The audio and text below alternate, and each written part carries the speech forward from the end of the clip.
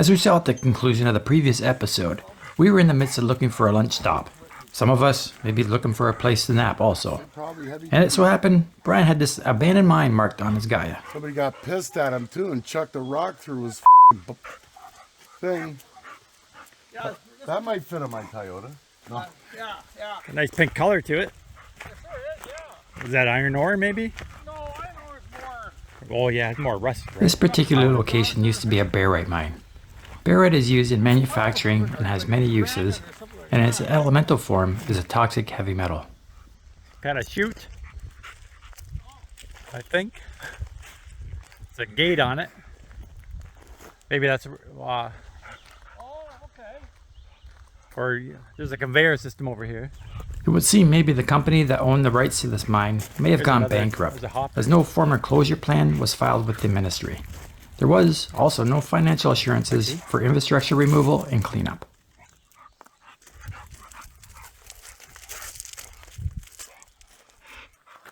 Okay, maybe they gave up on it because it flooded.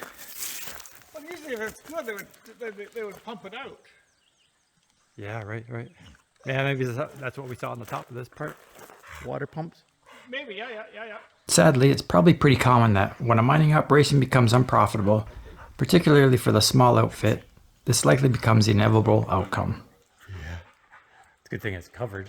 I'll just wash into the lakes and shit.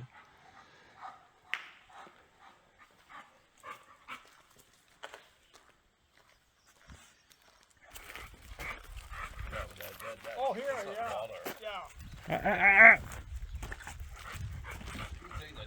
Must have been a bankruptcy, right? They just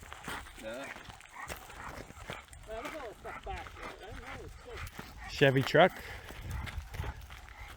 No rust. Look at that. Yeah, rusty. Good reason it's been abandoned. That's why we've seen this one right here on the platform. Yeah, it's not even mobile or anything. It's got its own engine and everything else. What kind of head is on the front of it? I don't know. Out comes Sasquatch. Or a bear.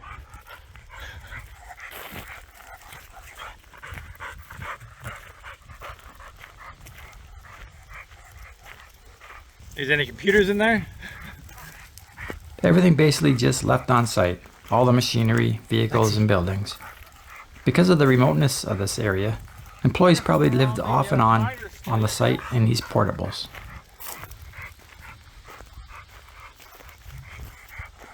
Big rust pile there.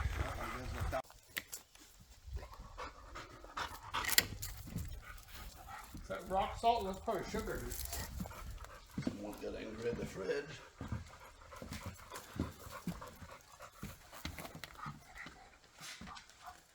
So it was Napa catalog from 2017.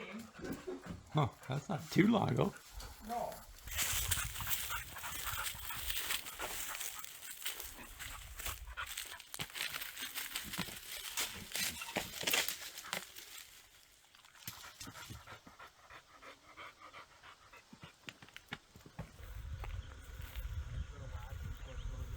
After a little on-foot exploration and a bite to eat, we were off yet again under graying skies, heading south in and out of the power line right-of-ways as we've become accustomed to.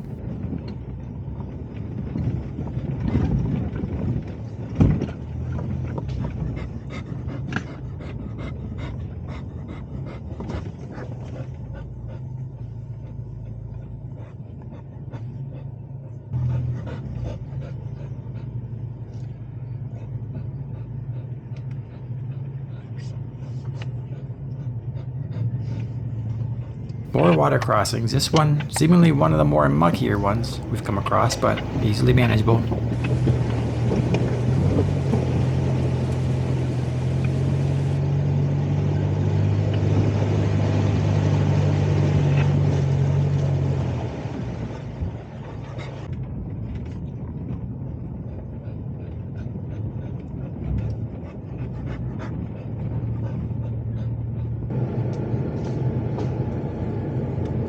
This section of the planned route had seen little traffic recently, and the further south we went, the more overgrown it became, at least in sections.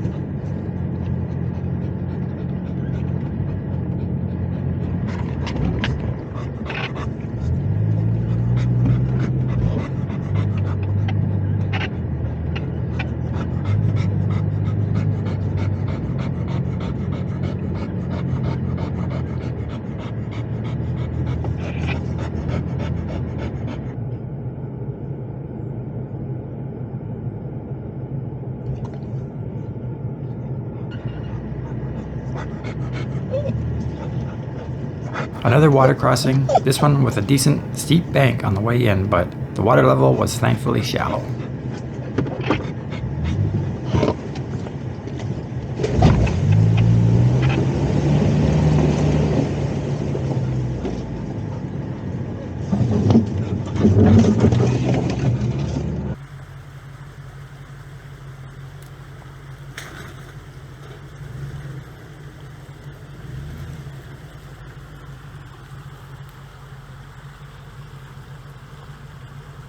It's not going to sound good with the back wheels coming in.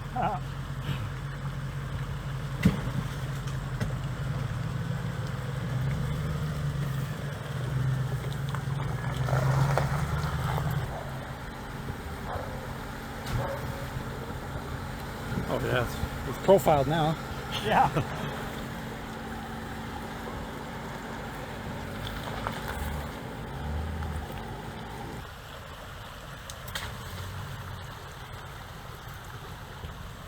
Lee, somewhat surprisingly, taking this one uncharacteristically cautious. That's the one like him. I'll say it again, Brian led us through some pretty crazy stuff, at least what some of us thought was potentially sketchy, but he never once put anyone at risk, and when he wasn't absolutely sure of a particular obstacle, he'd go out to make a thorough assessment. I was somewhat curious as to why he preferred shorts and sandals for this kind of rugged outdoor travel at first, but no more.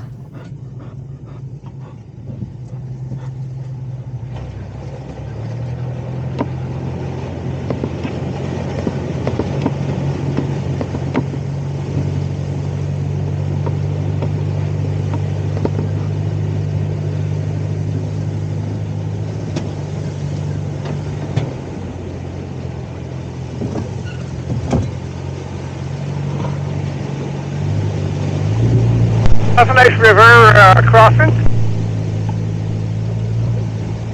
Further south, we eventually wound up in an old logging region. Seems like the activity here actually wasn't that long ago, but because of the sandy soil, the ground was pretty beat up and moguled.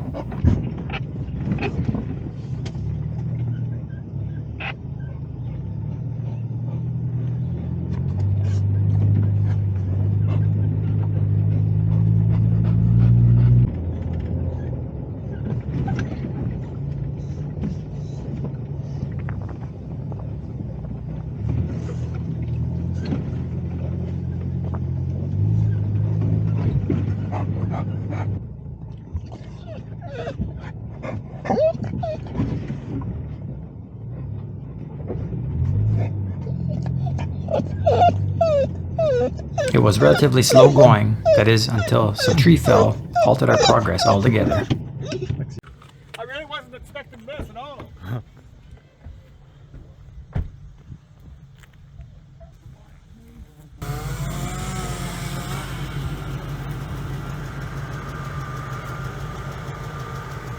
Because of the size of the trunk on this one, it needed to be cut up in the manageable sizes to allow hand bombing. This looks more intentional than usual log.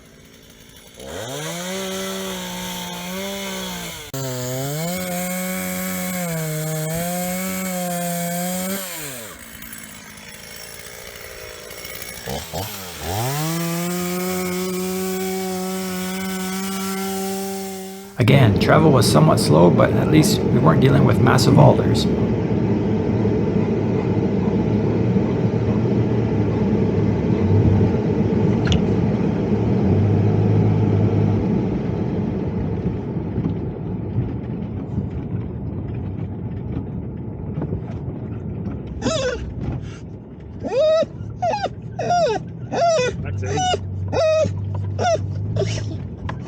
Eventually, Brian led us to an intersection on the road, and once consulting the map as to which way to go, we happened upon a bridge that was in considerable disrepair. The consensus immediately was to abandon the idea of attempting a crossing, and instead go back to the intersection and see if another way south was possible. And well, to put it plainly, there wasn't. 2 crossing opportunities were available, both of which were purposely barricaded and the crossing taken down to allow nature to take its course. There's a berm on the other side of that one too. I think it looks like water on the map. Maybe there's a water channel there. Well, could be. They didn't want anybody driving in there at night or something. Oh no.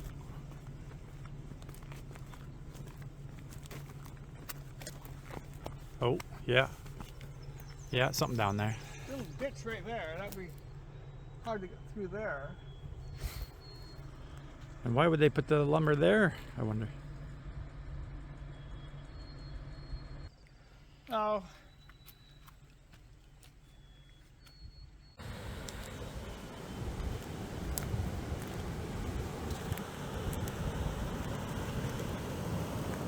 Nice little waterfall. Oh yeah. There's a lot of water going through this side. Wonder where it's exiting out on the other side of the pond. I don't know. I just more for the entrance right over there.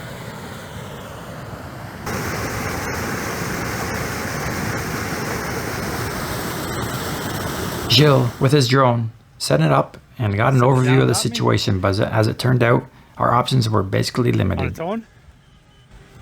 Is it coming back on its own? Yeah. Yeah.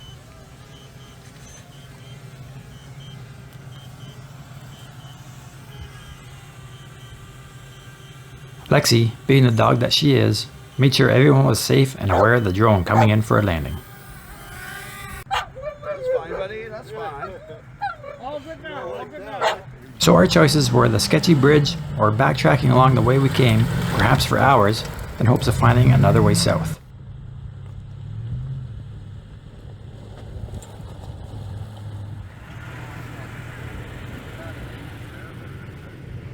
Upon closer inspection of the bridge, my trepidation wasn't put at ease.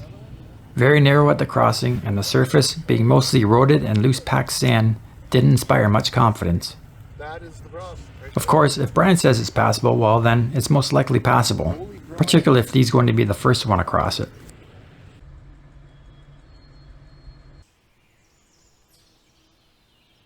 With a bit of filling and shaping, it was as ready as it was going to be.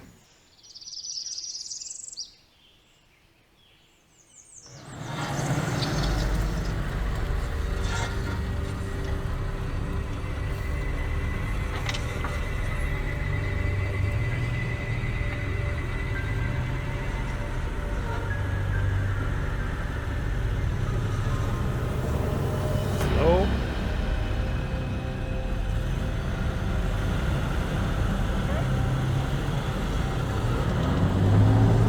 Brian making that look relatively easy in his mid-sized Toyota, but with Jake being the first one in the full-size truck, I was holding my breath.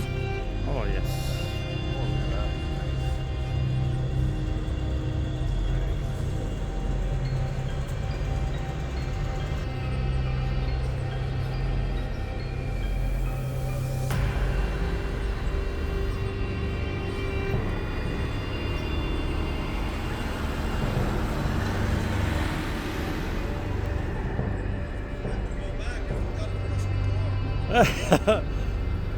Lee being the last one over, and with the structure showing some deterioration from the previous crossings, didn't want to waste any time loitering his Tundra anywhere over that bridge. Brian, we trust. The movie The Life of Brian, wasn't Brian basically Jesus? Can I get an amen? Once across, the logging road seemed in a nice enough condition, but eventually we were off toward the trail south again. This, of course, meant more in and out of the tower line travel. And again, just by looking at the ground, this route was definitely not high traffic. And when you're going down a trail that hasn't been used for what could possibly be years, you're bound to run into some surprises, as Brian was about to find out.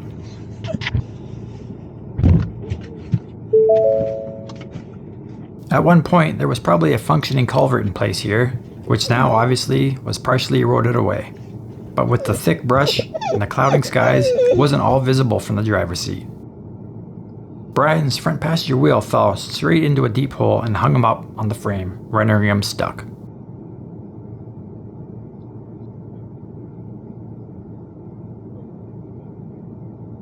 With a shackle on his recovery point, I again had the opportunity to break out the open road winch for an easy recovery.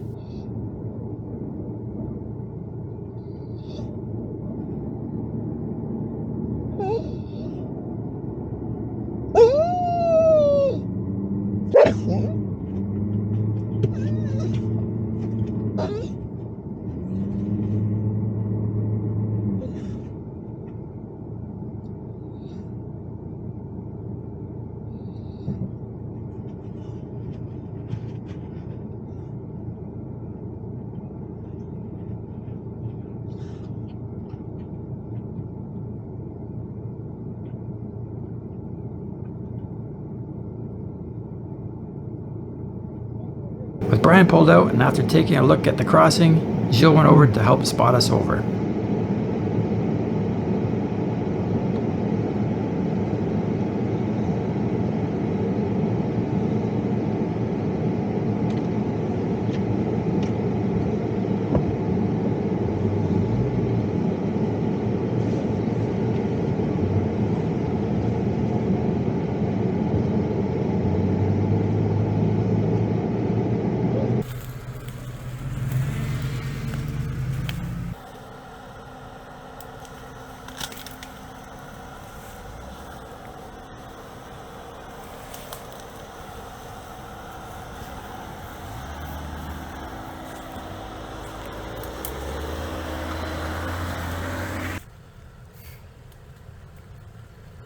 Like the sketchy bridge we crossed earlier, this narrow, rutted culvert was subsequently packed down lower and lower with each vehicle crossing. And by the time it came to be Lee's turn, well...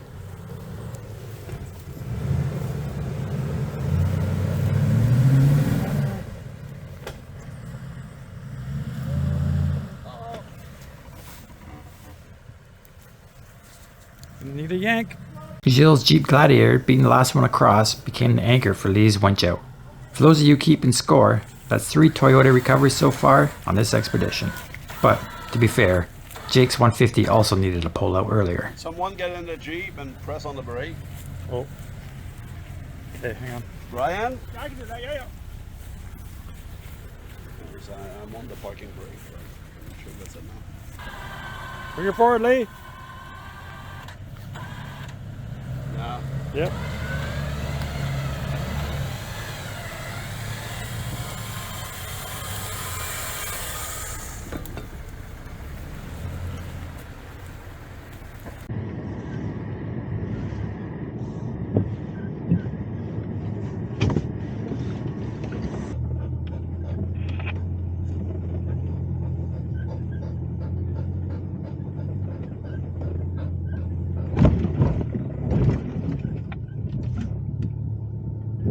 Once again underway, the trail again looked relatively unused, and once again we came across another semi-washed out culvert crossing. Thankfully, Brian caught this one in time. Shit, I missed it. Good job, Still Jake. 2 more. Ooh, nice. Sure hope we don't have to come back. Not quite grown over, you can clearly see the kind of erosion they can experience over time.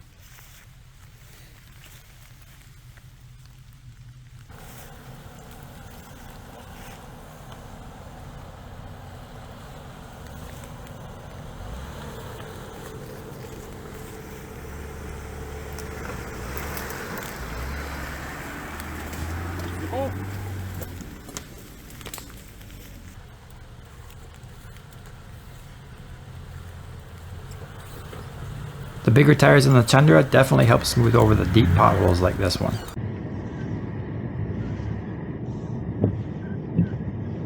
Trying to figure out, is that a road sign up there at the tree line on the right? The bridge out sign. Uh-oh. Down the hydro right away once again, Lexi needed some reassuring while approaching another bridge crossing.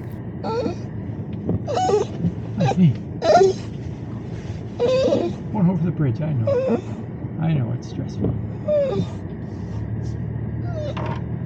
I know. Okay. There we go. We're safe. Any right turns here? It looks like there is a right, but I don't see it. It's right here beside me. Lead on, Eric. Yeah, go ahead, Eric. That's the one. You overgrown. Seeing as I was the one who stopped beside the not so apparent right turn on the trail as we tried to figure out the way south, I evidently became the next leader of the expedition. Should have about 700 meters before we hit the road. Copy. This trail started out not too unexpectedly overgrown, but quickly worsened into an alderbush hell. After some discussion, the decision was made to turn around and head back out the trail that initially led us in here. beavers messing with us again. He should have been there clearing that out for us. And looking further down the trail, it was only getting thicker. And it was raining. And getting late into the day. After advancing about 100 meters or so, I was basically parked and walking ahead with my pruning saw, clearing away the thicker stuff as I went. Such was the ground coverage. Just crazy the amount of bush here on the trail, and this after most of the big stuff was already cut away. We eventually made it back onto a more readily defined trail heading south once again. Today was day 6 on the Timmins expedition, and we were expecting just one more night on the route.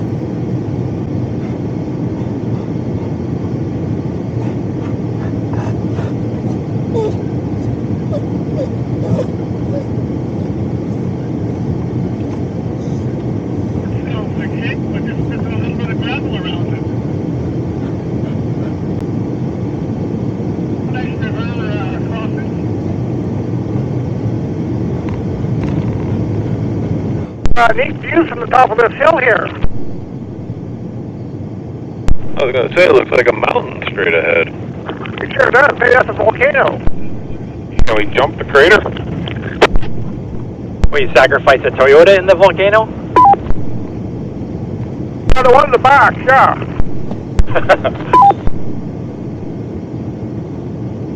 Brian had marked a spot on his Gaia map of a scenic outlook coming up, and I've seen posting on this one on various Overland Facebook groups. Point marked lookout up here somewhere. It's not that far on the right-hand side. I've seen that rock before. I haven't been out here, but I believe there's a big lookout right off the...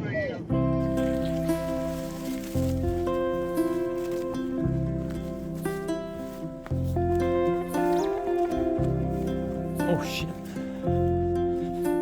Rocks are slippery.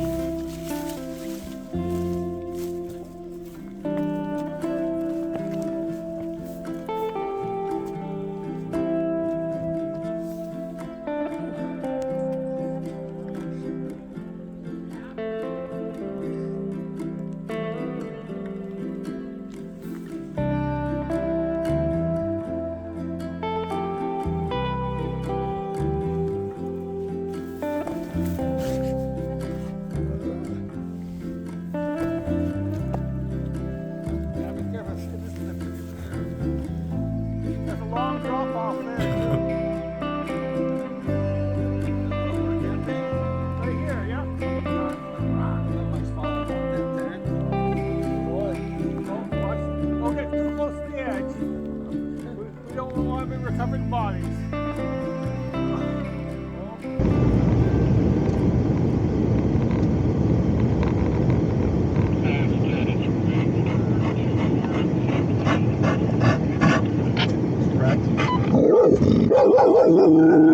How to find that epic camping spot. That's good. It'd be nice to set up camp in without the rain. Water coming up, so there might be something along the water as well. Let me know if any of this is starting to look familiar to you, Lee. We were now coming into a region just north of Sudbury, where I had my first ever trip in my Badlands Bronco, and a subsequent trip as well with Lee for his first such trip. Another beautiful scenic part of the province. It's too bad the weather was being so ugly. We eventually settled on a spot which admittedly was a bit overrun and trashy, but at least it offered a nice view for our overnight stay.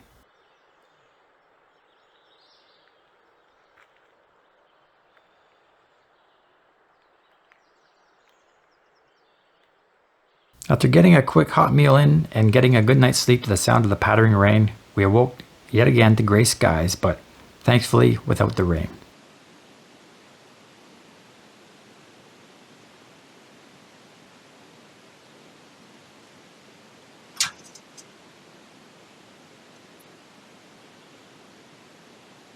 After reminiscing over the previous day's action, it was off on the final leg of the trip.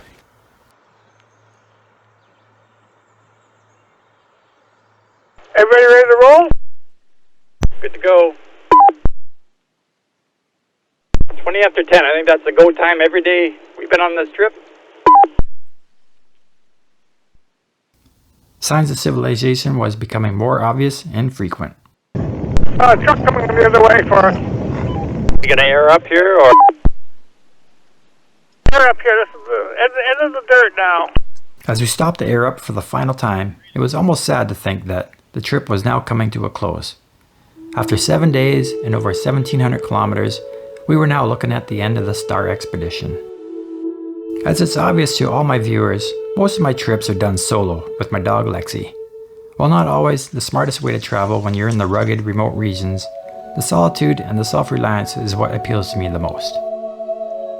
And yet, on this trip, I decided on committing to travel with a large group of people I've never met before, put my trust into them having my back and I theirs, knowing that whatever may happen, we had the assurance that we weren't alone.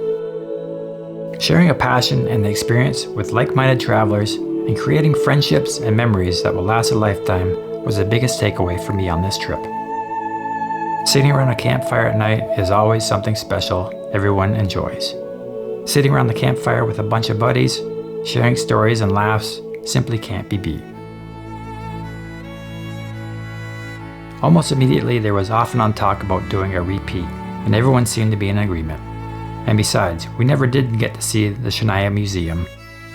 Another mention since the end of this trip was talk of a Trans-Taiga expedition, the goal of which is being the furthest one can be from civilization anywhere in North America by road. It's looking like this one might actually be a go too. Once of course, I find someone who wants to offer me a tire sponsorship. Yep, I was the only one to get a ruined tire on this trip.